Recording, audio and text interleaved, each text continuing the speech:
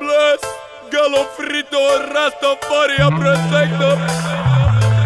Joel é o pé de maconha. Era uma vez menino que se chamava João. Só tinha 12 anos, havia feito tentação. Sua mãe perguntou o que quer ser quando crescer. Minha mãe, capitão, eu quero ser.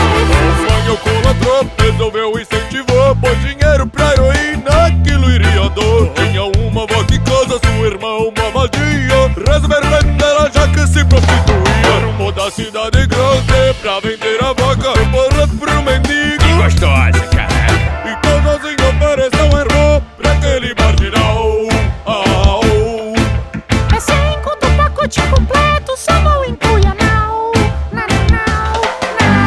Olha, meu rapaz, dinheiro não tenho nenhum, mas tem esse beck mágico 50 por 1. Ele pegou o baseado e deixou a cisterna. Botou a e pica pra tocar no microsystem. Yeah, man. Acendeu o Mac, sua mãe entrou no quarto e deu-lhe um tapaço. Não vai dividir o barato? A filha não bateu, foi enganado com aquilo. Jogou pela janela, verdinha de grilo. Uma cunha gigante no seu jardim cresceu. E quando ele chegou no alto, o gigante adormeceu. Bateu a larica, mesmo sem fumar nada. Olhou pra dois ovinhos. Essa porra é dourada. Quando pegou nas ovas, já saíam da lugar. Ele deu uma puxada. Porra, se me paga a jantar.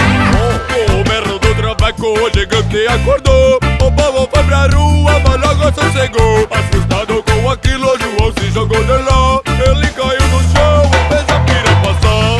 Nada disso aconteceu, ele só tava doidão. O mendigo que vendeu maconha quando ele entrou João. Nada disso aconteceu, ele só tava doidão. O mendigo que vendeu maconha quando ele entrou João. Maconha, maconha, maconha quando ele entrou João. Maconha, maconha, maconha quando ele entrou João. Legalize, tá bom, bota o dedo.